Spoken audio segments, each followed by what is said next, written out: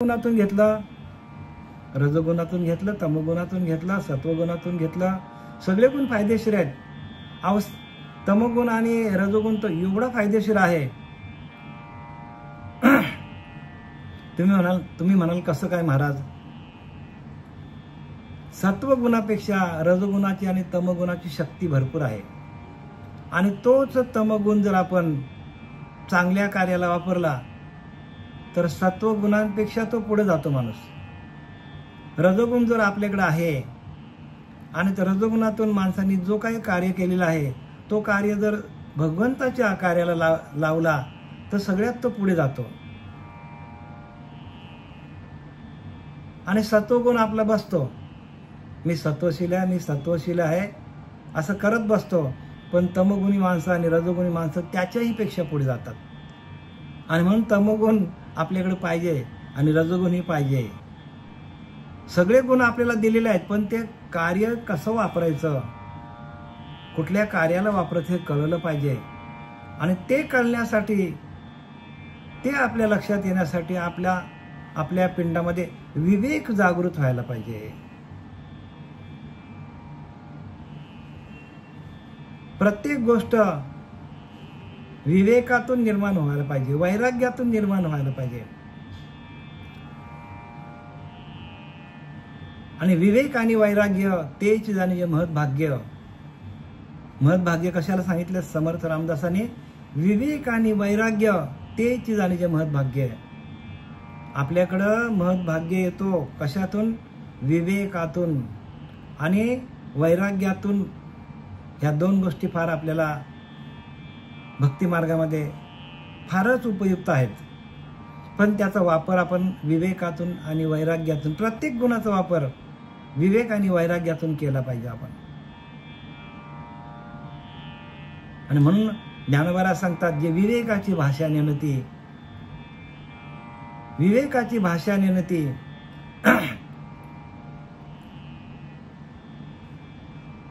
ते केवी पावती मज ईश्वराते.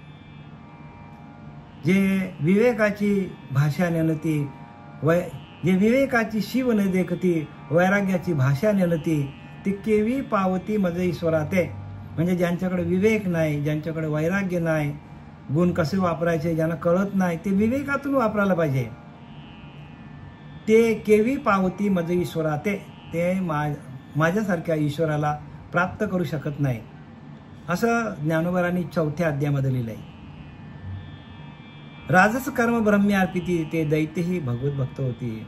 ज्यांनी राजस कर्म करून ते भगवंताला अर्पण केलं तर ते भगवत भक्त होतात. आणि त्यांचाच नाव या ग्रंथामध्ये वाल्मिकी ऋषीचं नाव आलंय बघा. कशामध्ये? हरिपाठामध्ये माऊलींनी त्याचा उल्लेख केलाय. का उल्लेख केला असेल त्याचा? तर त्याच्याकडे जो तमोगुण होता तोच तमोगुण त्याने काय केला? सत्वशील कार्याकडे वापरला.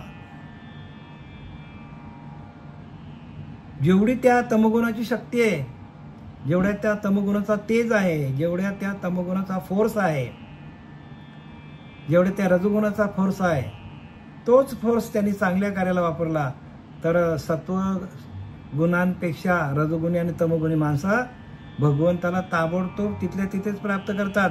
म्हणून कुठलेच गुण वाईट नाही बरं का. गुण वाईट नाही. तुम्ही त्याचा वापर कसा करायचा, कुठे करायचा हे शिकलात तर सगळं तुम्हाला जमेल. आणि ते शिकण्यासाठी आपल्याला सद्गुरूची जोड पाहिजे. म्हणून भाग्याचा उदय ते हे जोडी संत चरण, भाग्याचा उदय ते हे जोडी संत पाय, येथून नुठू माथा मरणा वाचून सर्वथा. भाग्याचा उदय ते हे जोडी संत पाय. म्हणजे आपल्या जीवनामध्ये भाग्य उदयाला कधी येतो? तर जेव्हा संतांचे पाय जोडले जातात, संतांच्या पायाचं दर्शन होतं. येथून नुठू माथा मरणा वाचून सर्वथा. आता मरेपर्यंत त्या सद्गुरूंचे चरण सोडणार नाही. येथून नुठू माथा म्हणजे आता इथपासून, म्हणजे म्हणजे आम्ही सद्गुरू केल्यानंतर, सद्गुरू केल्या सद्गुरूंच्या पायावर डोकं ठेवल्या आता आम्ही त्या सद्गुरूंचे पाय सोडणार नाही, येथून उठू माथा.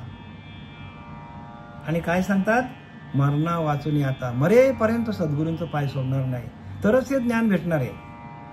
ज्ञान भरपूर आहे बरं का. प्रत्येक वाङ्मयामध्ये, प्रत्येक ग्रंथामध्ये 4 वेद, 6 शास्त्र, 18 पुराणांचा अभ्यास या भागवतामध्ये एक आहे, ज्ञानेश्वरीमध्ये आहे. आणि ते ग्रंथ आपण उच्च कोटीचे ग्रंथ आहेत आणि उच्च कोटीचं सांगणारा पाहिजे.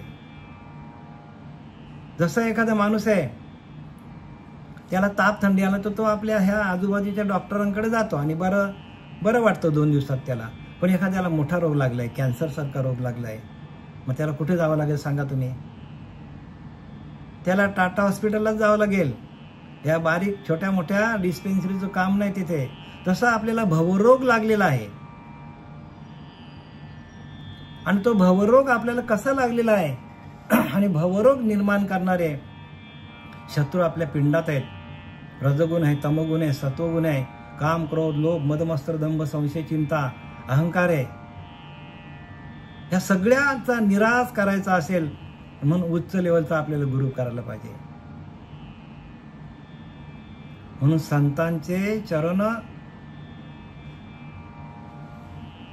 संतांच्या चरणावर आपण माथा ठेवला तर त्या चरणातून जे काय स्फुरण बाहेर पडतो नामाचं. संतांच्या चरणाचं स्पर्श केल्या संतांच्या चरणाने जर नद्या पवित्र होतात, तर मग संतांच्या पदस्पर्शाने आपण पवित्र होणार नाही का? संतांचे अंग लगे पापाचे जिनने गंगे. संतांच्या पदस्पर्शाने गंगा नदीतील पाप दूर होतात. गंगा नदीमध्ये आपण आंघोळ केली तर माणसाची पाप दूर होतात. संतांचे अंग लगे पापाचे जिनने गंगे. त्याने संत संगे शुचित्व कैसे. मग संतांच्या संगतीमध्ये राहून आपण स्वच्छ होणार नाही, आपण निर्मल होणार नाही, आपल्या जन्ममरणाचा फेरा चुकवता येणार नाही, असं होईल का? कारण संतांच्या पदस्पर्शाने गंगा पवित्र होतात. आणि म्हणून संत चरण रज लागता सहज वासनेचे बीज जळून जाते. ही वासना आहे, हे गुण आहे, तेच आपल्याला त्रास देतात. आणि ते संतांच्या कितीही पूजा केली तरी जाणार नाही बरं का. हे कितीही सगळ्या प्रकारच्या पूजा आपण केल्या तरी आपल्याला जे पाहिजे ते मिळणार नाही. मग जे पाहिजे ते कोणाकडे आहे? तर तुका म्हणे किल्ली संत हाती दिली. संतांच्या हातामध्ये आपल्याला मोक्ष देण्याचा अधिकार आहे. राजस कर्म ब्रह्मी अर्पिती. ते दैत्य ही भगवत भक्त होती. केलेलं राजस कर्म जर आपण भगवंताला अर्पण केलं, असे दैत्य लोकांना अनुभवाला आणि ते पण भगवंताच्या भजनाला लागले. जे रज उत्कर्ष भोगवांचिती ते असुर होती महायोद्धे. आणि रजाच्या उत्कर्ष म्हणजे रजगुणातून भोगवांचित. रजगुण काय करतात? रजगुण माणसाला भोगाकडे घेऊन जातात. पण ते पण काय करतील? तेही असुर होती महायोद्धे. बघा ना देवांवर काय केलं त्यांनी. कित्येक वर्ष तपश्चर्या केली राक्षसांनी आणि देवांवर विजय मिळवायला निघाले. देवांच्या बरोबर युद्ध केले. हे कशाच्या माध्यमातून केलं? तर भगवत भजनातून. म्हणजे भगवंताचं भजन त्यांनी केलं असुरांनी आणि देवांना भारी पडले बघा युद्धामध्ये. आणि ते पण महायोद्धे झाले आणि त्यांची नावं पण भगवंतांनी या वाङ्मयामध्ये, या ग्रंथांमध्ये आपल्याला ऐकायला मिळतात. रजोगुण स्वकर्माचरण तेने कर्म जाणती ब्राह्मण. रजतारतम्य जान चारी वर्ण जन्मती. स्वकर्माचे आचरण रजोगुणाने युक्त केले तर ब्राह्मणाचा जन्म प्राप्त होतो. ब्राह्मणाचा जन्म कशातून प्राप्त होतो? तर स्वकर्माचे आचरण रजोगुणाने युक्त असे आचरण जर केले तर माणसाला ब्राह्मणाचा जन्म प्राप्त होतो. रजोगुण कमी जास्त असेल तर या मानाने चारी वर्ण उत्पन्न होतात. म्हणजे रजोगुणच माणसाला, बघा तुम्हाला पुरावा देतो, पुरावा समर्थांचा, समर्थ रामदासांचा. समर्थ रामदासांनी लिहिले सत्वगुणे भगवत भक्ती, रजोगुणी पुनरावृत्ती. रजगुणातून पुनरावृत्ती होते, परत परत जन्माला यावं लागतं रजोगुण असेल तर. अंतकाली आपल्याकडे रजोगुण आला तर आपल्याला परत परत परत परत जन्माला यावं लागेल. रजोगुणे पुनरावृत्ती, तमोगुणे अधोगती पावती मानव. म्हणजे तमोगुण सगळ्यात घातक आहे माणसाला. रजोगुण जरी असला तरी सांगितले जे राक्षस होते ते पण काय झाले, देव झाले ते पण भजन करता करता. आणि देव काय झाले, काही लोकांनी देवांवर विजय मिळवायला गेले आणि ते पण भगवंतानी काय केलं, त्यांना पण आपल्या स्वरूपाला प्राप्त करून घेतलं भगवंताने.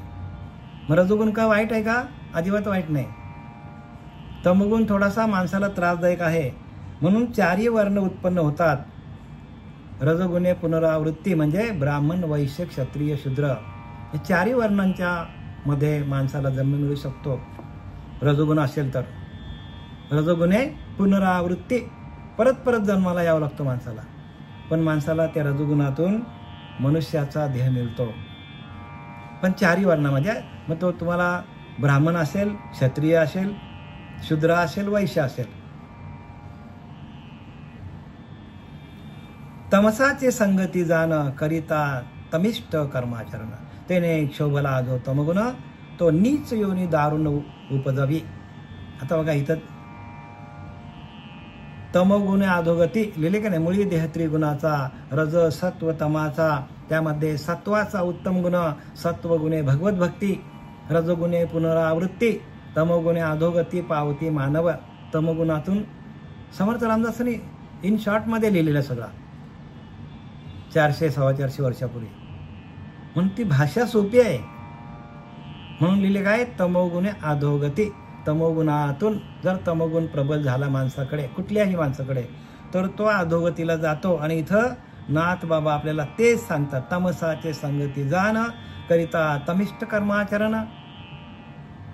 तामसी माणसाच्या संगतीमध्ये आपण गेलो तर आपला काय होतो, स्वभावामध्ये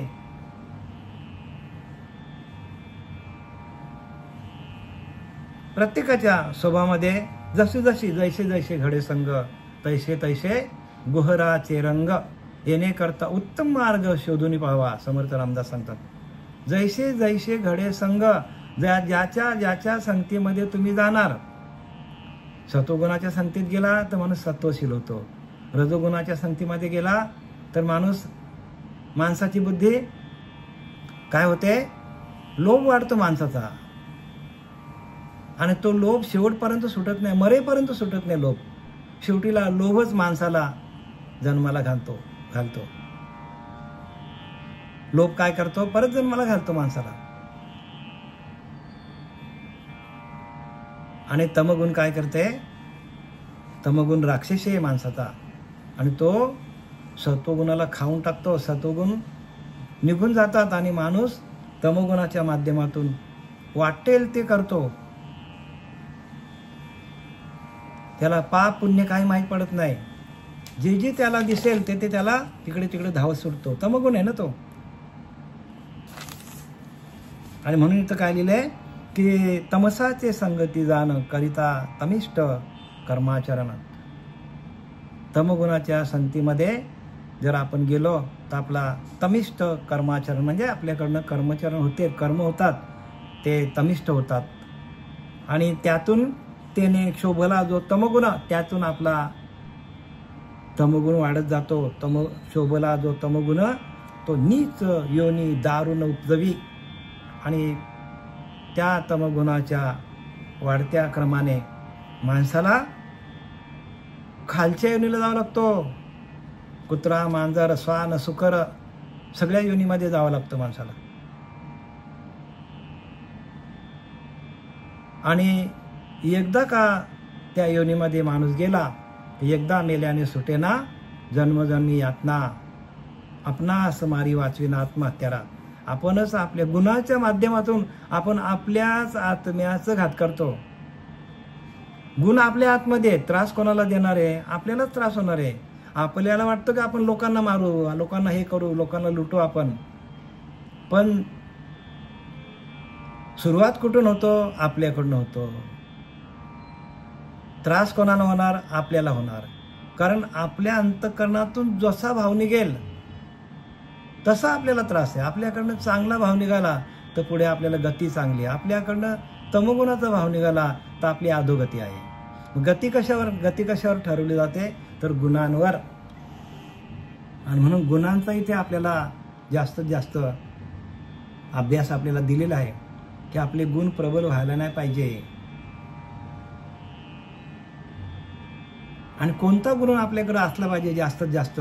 तर आपल्याकडं सत्वगुण आपल्याकडे जास्त असला पाहिजे. म्हणून सत्वगुण भगवत भक्ती आहे. गुणातूनच भगवंताची भक्ती करता येते आपल्याला. तमसाची संगती जाणं करिता तमिष्ट कर्माचरण ते नेक शोभला जो तमगुण तो नीच योनी दारुण उपजवी. आणि प्रत्येक माणसाचा तमगुण वाढला तर त्याला दारुण दुःख भोगयो.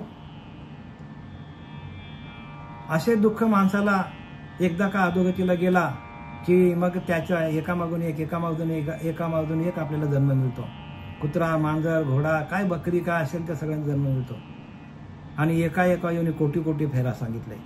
मग केव्हा लागेल मनुष्य देहाचा वारा? मनुष्य देह परत मिळत नाही. भूत प्रेत पिशाचक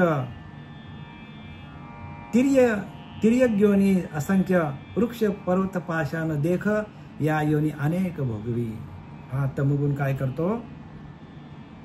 तमगुण राक्षसी वृत्तीचा येतो. तो भूत प्रेत पिशाचक भूत योनीला जातो, पिशाच योनीला जातो. वृक्ष बनतो, पर्वत मोठा पर्वताचा त्याला जन्म मिळतो, पाषाण होतो. या योनी अनेक योनीमध्ये त्याला जावं लागतो. म्हणून तमगुण आहे. या तमगुणाला आपल्याला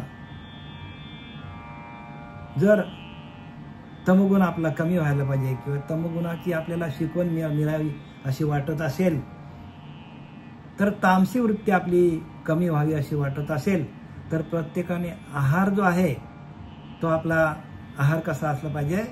तर सत्वशील आहार असला पाहिजे. म्हणून तामसी आहार ताबडतोब सोडून द्या. कारण तामसी गुणातूनच सगळी आपल्याला, आणि म्हणून तर लोकांना आम्ही काय बोलतो कधी कधी कळत नाही का? कारण ती वृत्ती जी आहे, जे माणसं मटण मच्छी खातात त्यांना त्यांची बुद्धिमत्ता राक्षसी होते बुद्धी,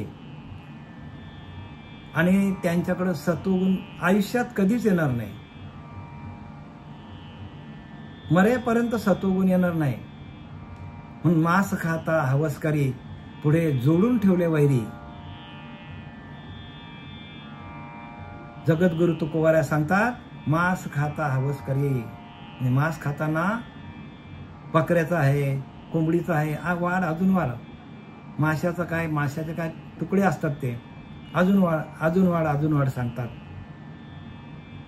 हवसकरी म्हणजे त्यांना हवस वाटतं. पण पुढे जोडून ठेवले वैरी सांगतात, पुढे तो बकरा माणूस होणार आणि आपण बकरा होणार. त्या कोंबडीचा मटण खातो, ती कोंबडी परत आपल्या जन्माला येणार, आपण त्या कोंबडीच्या जन्माला जाणार. म्हणजे अशा अनेक योनीमध्ये आपल्याला फिरावं लागेल. म्हणून ज्यांनी तामसहार जे सेवन करतात त्यांनी सावध व्हा. कारण सावध हो बाप्पा, काल लागले मापा. कोणत्या क्षणाला आपल्याला हा देह सोडावा लागेल कोणी काही सांगू शकत नाही. म्हणून तमगुणातून जी आपल्या राक्षसी वृत्ती जी तयार होते तीच आपल्याला अधोगतीला घालू. जिथे लिहिलं की नाही सरळ की काय सांगतात तिथे बघा, भूत प्रेत पिशाच हे तमगुणातून होतो. भूत होतो माणूस, पिशाच होतो, आणि तिर्याग्योने असंख्य वृक्ष होतो, पर्वत होतो, पाषाण होतो, आणि अशा अनेक योनी त्याला भोगावे लागतात. हो, दगड होतो माणूस, विचार करा. खरोखर दगडाच्या जन्माला जातो, खरोखर वृक्षाच्या जन्माला जातो तो. अशा अनेक योनीमध्ये त्याला भोगावा लागतो.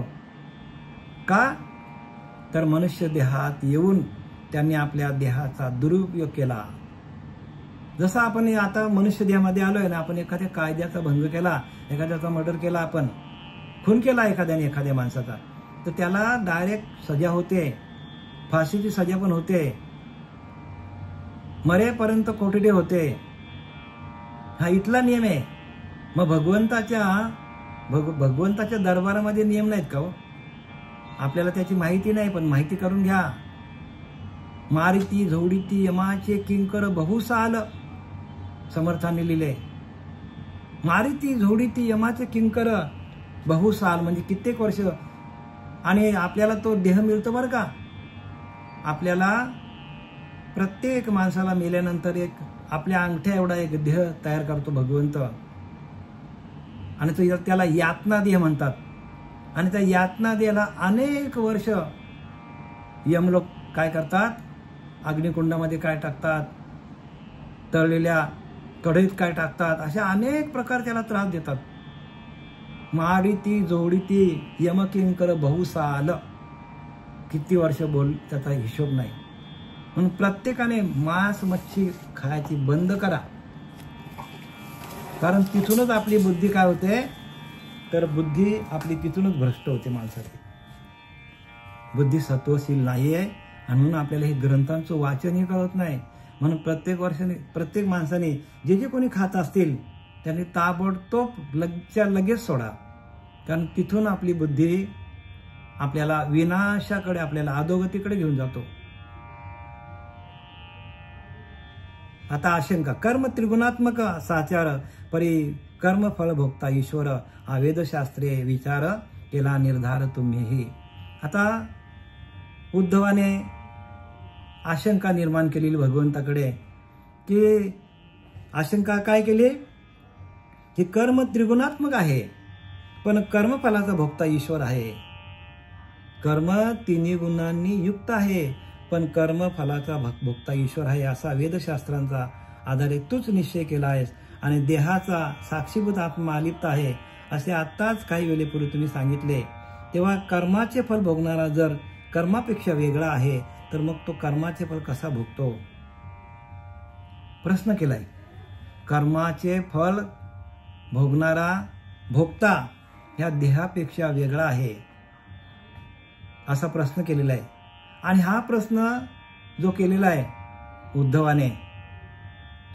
उद्धवाने स्वतःच्या मनातूनच निर्माण केलेला आहे. उद्धवाच्या स्वतःच्या मनाला ही शंका आलेली आहे आणि म्हणून तसा प्रश्न केलेला आहे. पण ह्या प्रश्नातून एखाद्या माणसाला काहीच कळत नाही, अज्ञानी असतो, आणि तो असा एखादा प्रश्न टाकतो सद्गुरूंना की त्या प्रश्नातून त्याला काही कळत नाही, पण इतर जणांचा फायदा होतो. तो आपला नादानपणामध्ये प्रश्न विचारतो अज्ञानामध्ये, पण सद्गुरूंच्या दिलेल्या उत्तरातून सगळ्यांच्या शंकेचं निरसन होतो. तसा हा प्रश्न आहे. हा प्रश्न उलटसुलट आहे. प्रश्न काय केलाय बघा. कर्म त्रिगुणात्मक साचार परी कर्म फलभोक्ता ईश्वर, हा वेदशास्त्री विचार केला निर्धार तुम्हीही. देहा साक्षीत्व आत्मा निराला. देह साक्षीत्व म्हणजे देहामध्ये साक्षी रूपाने परमात्मा आहे आणि तो निराळा आहे, वेगळा आहे. ऐसा गत श्लोकी केला निर्वाळा. आता गेल्या श्लोकामध्ये असं तुम्ही सांगितला, जय कर्म फलभोक्ता कर्मा वेगळा. कर्म फलभोक्ता कर्माच्या वेगळा आहे. ते कर्म फळा केवी भोगी. मग केलेल्या कर्माचं फळ कसं काय भोगणार? कारण तो देहापेक्षा वेगळा आहे. परमात्मा जो आहे तो देहापेक्षा वेगळा आहे. मग त्या ईश्वराला ते फळ कसं काय भोगायला लागणार असा इथं प्रश्न केलाय.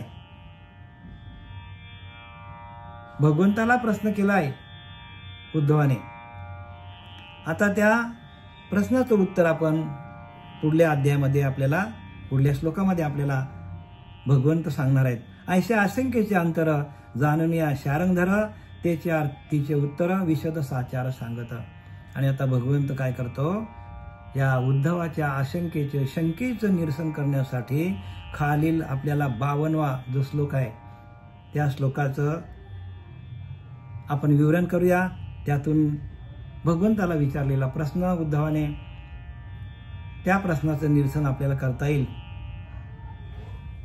अकर्ता आत्मा कर्मामुळे भ्रांत कसा होतो. आता अजून एक प्रश्न केलेला आहे पुढच्या याच्यामध्ये.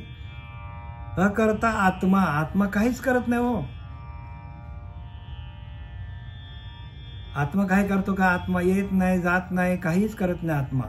पण अकर्ता येतो, करून अकर्ता. आत्मा सगळं करतो पण करून अकर्ता. अकर्ता आत्मा कशामुळे भ्रांत कसा होतो?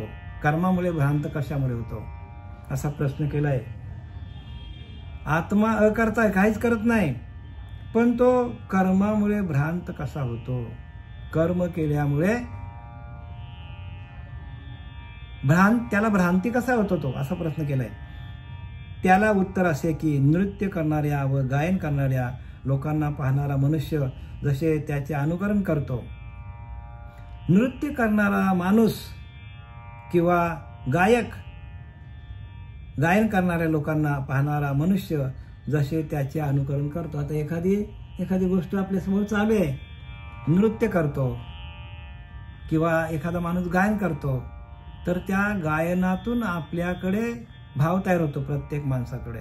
आणि भाव तयार झाल्यामुळे त्या गायनातून जो भाव तयार होतो आणि त्या भावामध्ये माणूस काय होतो? रममान होतो. गायनातून भाव तयार होतो, कारण त्याची गायकी एवढी, त्याच्या गायनामध्ये एवढा रंगढंग असतो की पाहणारा जो श्रोता, ऐकणारा जो श्रोता आहे, तो काय करतो? देहभान विसरून त्याच्यामध्ये रममान होतो. देहभान विसरून त्याच्यामध्ये जसे अनुकरण करतो, रममान होतो. म्हणजे मनातल्या मनात तान मारतो. म्हणजे मनातल्या मनात बघा, एखादा चांगला गायक आपल्या समोर आला तर आपल्याला पण असं वाटतं आपण गावा, आणि आपण आतून आपोआपच गायन आपलं चालू होतो. त्या वाद्यांच्या गजरामध्ये, त्या गायकाच्या गायकीमध्ये किंवा त्या नृत्यामध्ये माणूस रमून जातो आणि आपले पण आतून हावभाव तसा करतो. म्हणजे आपल्या आतमध्ये तसं हावभाव तयार होतात. म्हणजे मनातल्या मनात तान मारतो, हाताने ताल धरतो आणि आपल्या हाताने वाजवतो पण बघा, ताल धरतो, करून शृंगार वगैरे रस अनुभवतो. आणि त्यांच्या गायनामध्ये असलेले अनुभव हा स्वतः काय करतो? अनुभवित असतो. गायन तिकडे चालू आहे पण याच्यामध्ये ते गुण उतरतात सगळे. म्हणून जैसे जैसे घडे संग तैसे तैसे गुहराचे रंग. सरडा ज्या ज्या हिरवळीमध्ये गेला सरडा तर तो हिरवा होतो, तांबड्या मातीत गेला तर तो तांबडा होतो, पिवळ्या मातीत गेला तर आपला पिवळा दिसतो. सरडा पिवळा आहे का? सरडा लाल आहे का? नाही. मग सरडा काय करतो? सरडा कलर बदली करतो. ज्या मातीत जाईल तसा तो कलर बदली करतो. म्हणजे इथे सरड्याचा विषय नाही बरं का, इथे आपल्या वृत्तीचा विषय आहे. प्रत्येकाची वृत्ती ज्या संगतीमध्ये जाईल, तमगुणांच्या संगतीत गेलं तर त्याला तमगुण आवडतो, रजोगुणाच्या संगतीमध्ये गेलं तर त्याला राजस गुण आवडतात, सत्व गुणांच्या संगतीमध्ये आलं तर माणसाला सत्व गुण आवडतात. आता तुम्ही आम्ही रात्री 8 वाजले, पावणे 8 वाजल्यापासून आपला वेध चालू होतात का? तर आपल्याकडे आपली वृत्ती सत्वशीलतेकडे जायला लागली आहे. आपली वृत्ती जी आहे ती सत्वगुणाकडे यायला लागलेली आहे. आणि म्हणून तुम्हाला आम्हाला ओढ लागलेली आहे या भगवंताच्या भक्तीची, भगवत प्राप्तीची आपल्याला ओढ लागलेली आहे. हे जे निरूपण जे आहे आपल्याला सांगितलं जातं, हे सद्गुरु कृपेने सांगितलं जातं. कृपा आहे, कृपा दृष्टी निहालिले आणि आपल्या पदी बैसविले. त्यांनी त्यांच्या पदावर आम्हाला बसवलं. कशासाठी? तर त्यांची कृपा आमच्यावर झाली. तसे तुमच्यावर प्रत्येकावर कृपा झालेलीच आहे आणि म्हणून तुम्हाला आवड लागलेली आहे. प्रत्येक माणसावर कृपा झालेली आहे आणि ती आवड तुम्हाला लागल्यामुळे तुम्ही प्रत्येक दिवशी भागवताचं वाचन असेल, ज्ञानेश्वरीचं असेल, दासबोधाचं असेल, सगळ्या ग्रंथांचं जे काय निरूपण चालू असतं ग्रंथांवर, ते ऐकण्यासाठी आपली आवड निर्माण झालेली आहे. का? तर संतांची कृपा आहे. प्रत्येक गोष्टीला कृपाच लागते, त्याशिवाय होत नाही.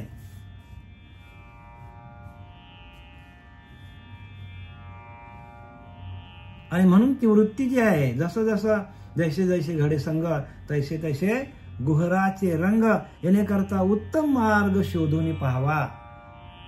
समर्थ रामदास लिहिले की नाही, उत्तम मार्ग शोधून पाहावा. म्हणून आपले गुण जे आपल्याला आहेत ते आपल्याला काय करतात, नको तिकडे आपल्या वृत्तीला वळवतात. येणे करता उत्तम मार्ग शोधून पाहावा.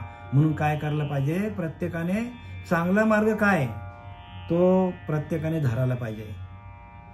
संतांचा मार्ग हाच चांगला मार्ग आहे आणि त्या चांगल्या मार्गाला आम्ही आलेलो आहोत. येणे करता उत्तम मार्ग शोधून पहा. उत्तम मार्ग तुम्ही शोधून घेतलाय आणि हा उत्तम मार्ग आपल्याला काय करेल, आपल्याला गुणांपासून बाजूला काढेल. हे तिन्ही गुण आहेत ना, हे तिन्ही गुण बाद व्हायला पाहिजे आणि आपण त्या गुणांच्या पलीकडे गेल्यानंतर आपणच निर्गुण होऊ. आपणच निर्गुण आहोत. भगवंत कसा आहे, निर्गुण आहे, निराकार आहे. भगवंताला आकार नाही, उकार नाही, निर्गुण आहे. आणि कुठलेच गुण आपल्याकडे नसतील त्यावेळेला आपण निर्गुण आहोत. आपल्याला परत जन्माला येणं नाही आणि परत मरणं नाही. कधी, या गुणांच्या पलीकडे गेल्यानंतर. लिहिले की नाही माऊलींनी, त्रिगुणासार निर्गुण हे सार, सारा सार विचार हरिपाठ. माऊली सांगतो ज्ञानोबरा, त्रिगुण आसार म्हणजे त्रिगुण काय आहेत, आसार आहे हो, काहीच कामाचे नाही. हे गुण आपल्याला त्रास देतात. कुठलाच गुण ज्यावेळेला नसेल त्यावेळेला आपण निर्गुण होऊ आणि ज्यावेळेला आपण निर्गुण होऊ त्यावेळेला आपणच परमात्म स्वरूप होऊ. या सगळ्या गोष्टी क्रियेतून, बरं का, सगळ्या क्रिया आहेत या ध्यानाच्या क्रियेतून सगळं मिळतं आपल्याला. एक आपल्याकडे ध्यान नसेल आणि नुसतंच आपण श्रवण केला तर यातनं आपल्याला काही भेटणार नाही, समजणार नाही आपल्याला. पण ध्यानाच्या प्रक्रियेतून ज्ञान मिळतो. जसं तुकोबारायांनी सांगितलं की नाही, तुकाराम महाराज सांगतात, उदक अग्नी एक झाल्या घडे पाक, एका विन एक कामा नये. उदक अग्नी धान्य झाल्या घडे पाक म्हणजे उदक पण पाहिजे, पाणी पण पाहिजे, धान्य पण पाहिजे आणि अग्नी पण पाहिजे, तरच आपला स्वयंपाक होईल. यातनं जर उदक नसेल, नुसतं धान्य आणि अग्नी आहेत, स्वयंपाक होईल का? बरं जाऊ दे, त्याला उदक आहे, अन्नच नाही आणि नुसता पाणी आणि अग्नी आहे, जेवण होईल का? होणार नाही. जेवण जेवता येईल का आपल्याला? जेवणच होणार नाही, पाक तयार होणारच नाही. अग्नी बरं, उदक गेला, अग्नी गेला, बरं धान्यच नसला तर होईल का जेवण? धान्यच नसेल आणि अग्नी आणि पाणी आहे, होईल का जेवण? तसं त्या एका विने एक कामा नाही आहे, म्हणजे एकाशिवाय दुसरी गोष्ट होत नाही. तसं हे तिन्ही गुण आहेत. ह्या तिन्ही गुणाच्या माध्यमातून आपण काय करायला पाहिजे, तर भगवंताची प्राप्ती ह्या गुणांच्या माध्यमात, गुणांचं आपण काय करायचं, गुण आपल्याकडं घेऊन आपल्याला योग्य ते मार्गाने आपल्याला चालायला लागेल. गुण आपल्याला दिलेत ते चांगल्यासाठी दिलेले आपल्याला, कारण गुण आहेत तेच आपल्याला त्या भगवंतापर्यंत पोहोचू शकतो आपण. मग गुणांच्या माध्यमातून आपल्याला काय होतो, ज्ञानाची प्राप्ती होतो, विवेकाची प्राप्ती होतो, वैराग्य आपल्याला येतो. आणि वैराग्य आणि विवेक याच्या पलीकडे गेल्यानंतर जे गुण आहेत ते तिन्ही गुण आपल्यातून निघून गेल्यानंतर आपणच परब्रह्म आहोत. त्रिगुण आसार निर्गुण सार, सारासार विचार हरिपाठ. सार आणि आसार याचा विचार हरिपाठामध्ये ज्ञानोबाराने आपल्याला लिहिलेला आहे. पण आपल्याला आता गुणांचा खेळ चाललेला आहे. ते गुण आपल्याला कसे वापरायचे आणि कुठले गुण आपल्याकडे वाढल्यानंतर आपण कुठल्या गतीला जाऊ, ह्याच्यामध्ये या 51व्या श्लोकामध्ये आणि 52व्या श्लोकामध्ये एकनाथी भागवत अध्याय 22 श्लोक क्रमांक 51 आणि 52 याच्यामध्ये संपूर्ण विश्लेषण दिलेलं आहे. झालेली सेवा आपले सच्चिदानंद